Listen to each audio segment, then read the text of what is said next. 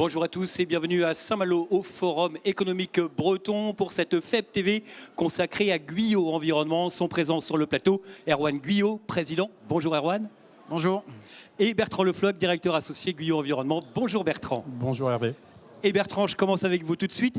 Quel est le constat aujourd'hui sur ce qu'on fait de nos déchets en Bretagne ?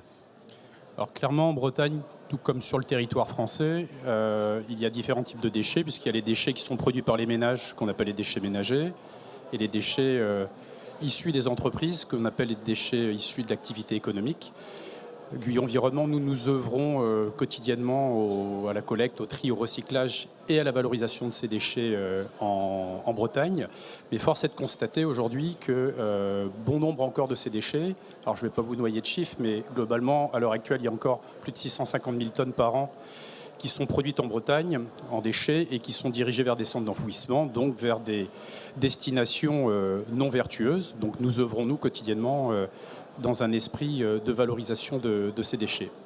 Mis à part ce constat qui est encore un constat à améliorer et à bonifier, il y a une sacrée prise de conscience, je dirais que ces derniers temps, qui amène un changement de mœurs, un changement d'attitude.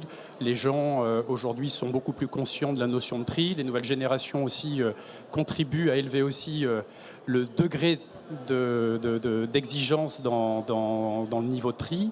Et puis, il faut remarquer qu'il y a un grand virage qui est en train de se passer dans l'univers du déchet actuellement, puisque les filières, on va dire les secteurs d'activité, sont en train de s'organiser pour beaucoup mieux gérer, beaucoup mieux trier, réduire aussi leur empreinte carbone. Je pense notamment à la filière bâtiment qui, dans le moment, s'organise pour trier et valoriser ces déchets sur le territoire breton.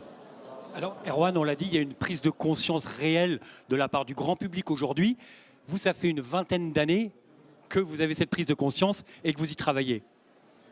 Alors nous, ça fait déjà 40 ans qu'on fait de la valorisation parce que mes parents étaient ferrailleurs. Donc l'idée d'un ferrailleur, c'est d'aller valoriser au mieux ce qu'ils pouvaient récupérer. Et puis ça fait déjà 15 ans avec nos équipes qu'on s'est rendu compte on l'a vu tout à l'heure dans la discussion sur la transformation avec Veolia, qu'on courait parfois après des volumes et qu'on n'exploitait pas forcément ce qu'on nous confiait, et notamment avec une part enfouissement qui était encore trop importante. Donc on a créé un bureau de recherche et développement qui n'existait pas chez nous et on s'est posé la question qu'est-ce qu'on pouvait faire avec ces déchets. Donc ça nous a amené il y a quelques années à un premier centre de tri à Morlaix. Et puis on a surtout lancé en 2016 un cabinet d'ingénierie sur la partie énergie où bien avant le Covid, bien avant la crise ukrainienne, on s'est dit que notre déchet breton devait devenir un combustible breton et une énergie bretonne locale. Et on y arrive, donc ça nous a pris 7 ans, on en parlera un peu plus tard, mais voilà, au bout de 7 ans, on va arriver à ce qu'un indépendant breton sur le territoire puisse être propriétaire d'une chaudière pour consommer du combustible local et fournir un grand groupe agroalimentaire breton. Bertrand, l'actualité récente, alors on l'a dit, la prise de conscience est générale, mais l'actualité récente, la politique, la géopolitique font que l'actualité imprime aussi son rythme. Oui, tout à fait. On a connu un bouleversement important. C'est vrai que la crise ukrainienne nous a quand même un peu éveillés sur notre dépendance énergétique. On se rend bien compte qu'en France, et particulièrement en Bretagne, on est très dépendant au niveau de nos apports en énergie. Donc c'est vrai que complété par ça le Covid, il ne faut pas quand même oublier qu'on a percé une période Covid assez extraordinaire qui finalement a amené aussi à des changements de mentalité. Donc c'est vrai que les projets aujourd'hui qui sont nos projets énergétiques qu'on va évoquer par la suite sont des projets qui se veulent aussi des projets de territoire. Et je pense qu'aujourd'hui, il y a une prise de conscience, notamment par ces crises successives, qui amène les gens à vouloir du local, à vouloir à ce que derrière un déchet breton devienne une ressource locale. Donc on a beaucoup trié, on a parlé beaucoup de tri, puisque ça fait quand même un certain nombre d'années qu'on trie. Aujourd'hui, c'est cap à la valorisation, et qui plus est, une valorisation qui s'opère sur le territoire breton. Alors Erwan, il y a 2 gros projets qui occupent le groupe en cette rentrée de 2023.